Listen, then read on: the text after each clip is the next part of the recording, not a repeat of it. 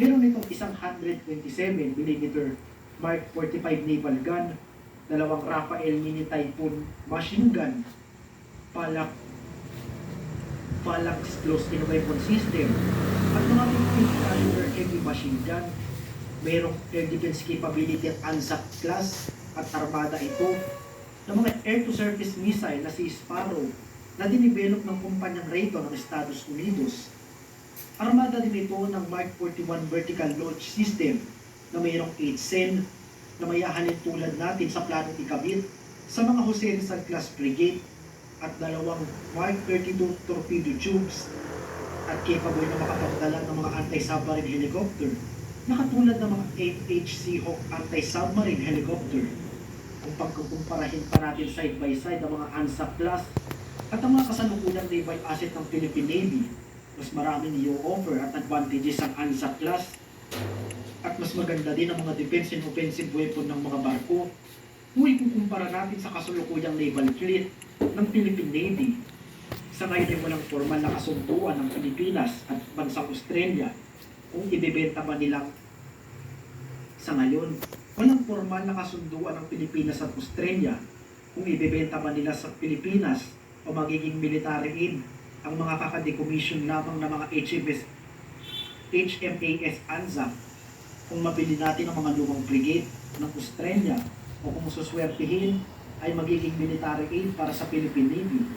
Sa ngayon ay wala pang balita kung may kasunduan ng pinag-usapan, lalo na't kakatapos lamang ng isinagawang state visit ni Pangulong Ferdinand Marcos sa Australia. Muling inadres o muling ang patuloy na pagpipit at pangaharas ng China sa mga maliliit na bansa sa South China Sea. Nangako din ng Australian Basin at hindi din natin ito magagamit laban sa mga naglalakihan at naglalakas ng destroyers at iba pang mga warship ng People's Liberation Army ng China. Sana'y maging handa tayo at ang pamahalaan sa tumitinding banta ng China at sana maging gising at maging mulat ng mga mambabatas na hindi maliit na problema ang suliranin natin sa China. Hindi makakayari ito ang ating sinaharap, magiging kalayaan ng bawat Pilipinong nasa ating bansa.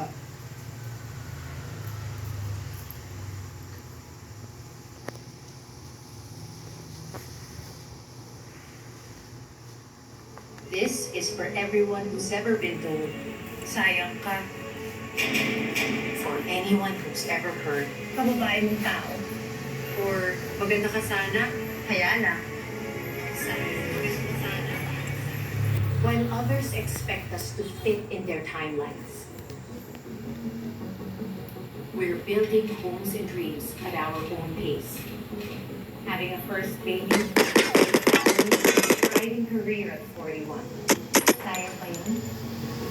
While others expect us to be silent, we're inspiring the youth to love bravely and to stand for their own beliefs. Living and loving. Hands up! Do it now! Others say.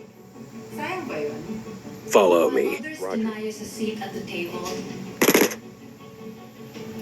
we're creating our own space. Paving the way for others to follow. Irrelevant after the crown, I fought for my place to be so much more. Sayang ba yun? Others may never understand, and others may never see. But we know our worth and always will. Kaya sino sayang ngayon? When we look at ourselves in the mirror, we confidently say, I'm worth it. China warning against what it called the gunboat diplomacy as the Philippines and U.S. hold joint drills. During a naval conference in Qingdao, Zhang Youxia, the vice chairman of China's Central Military Commission, said the sea should not be a stage for countries to flex their military might. He adds countries that make deliberate provocations will only hurt themselves.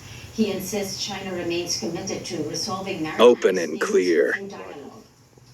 As President Xi Jinping has pointed out, the Pacific Ocean is large enough to accommodate a range of